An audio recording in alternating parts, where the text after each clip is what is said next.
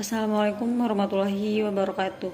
Perkenalkan, nama saya Widya Ningrum, NIM 20233100 dari Prodi Manajemen Pajak Fakultas Ekonomi. Baiklah, pada kesempatan ini saya akan membuat sebuah video untuk memenuhi syarat ujian akhir semester atau UAS dari mata kuliah perencanaan pajak.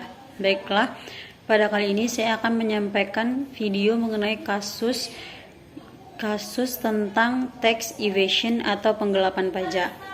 Baiklah, saya akan menyampaikan kasus tentang PT Adora Energi Tbk yang telah melakukan penggelapan pajak sebesar 14 juta di setiap tahun mulai tahun 2009.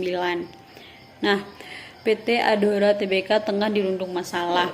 Sebuah laporan internasional mengungkapkan perusahaan yang dipimpin oleh Garibaldi Thohir ini melakukan penggelapan pajak lewat anak perusahaannya yang bernama Coltrane Service International di Singapura.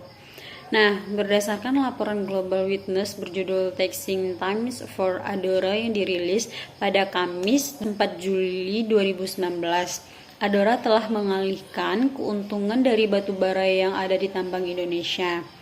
Nah, dari laporan ini disebutkan bahwa dari tahun 2009 sampai tahun 2017, perseroan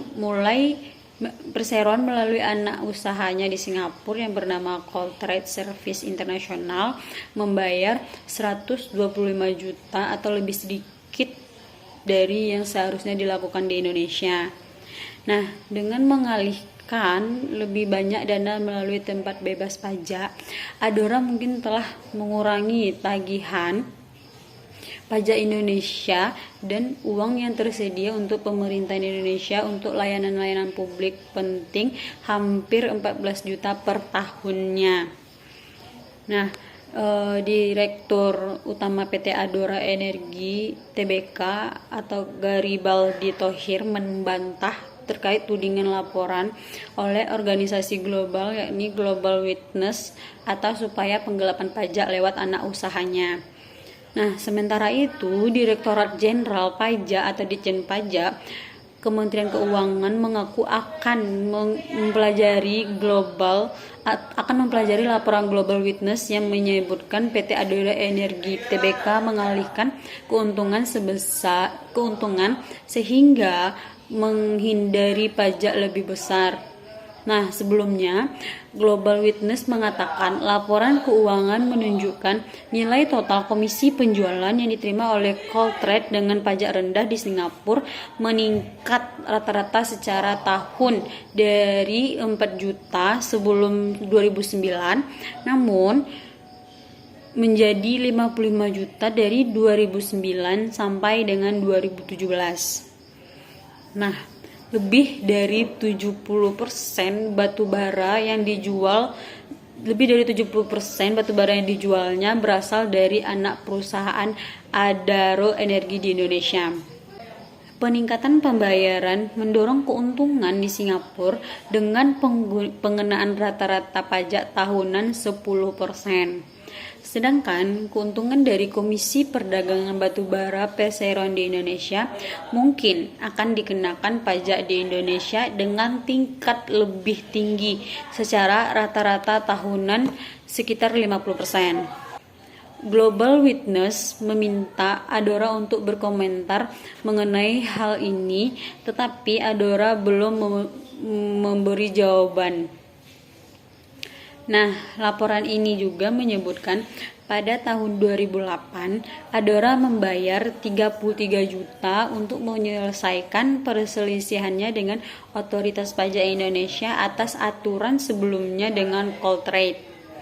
Nah, sebagian besar dari keuntungan yang terdaftar di Singapura tampaknya telah dipindahkan ke luar negeri.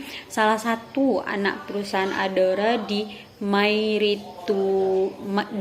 Mauritius yang tidak dikenakan pajak sama sekali sebelum 2017 dan mungkin masih belum dikenakan pajak.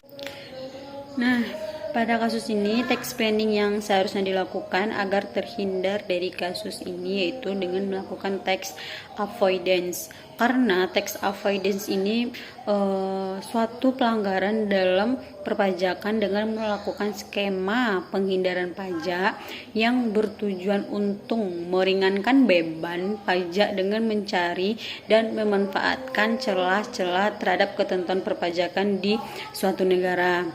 Nah, pada dasarnya tax avoidance ini mempunyai sifat sah karena tidak melanggar ketentuan perpajakan apapun, namun mempunyai dampak yang cukup merugikan terhadap penerimaan pajak suatu negara, khususnya di Indonesia.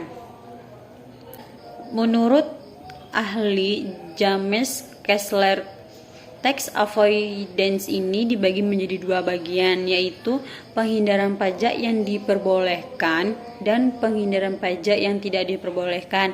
Nah, pada kasus ini kita menggunakan tax avoidance yang diperbolehkan karena penghindaran pajak yang diperbolehkan ini mempunyai tujuan yang baik, bukan digunakan untuk penghindaran pajak, tetapi tidak menggunakan transaksi palsu.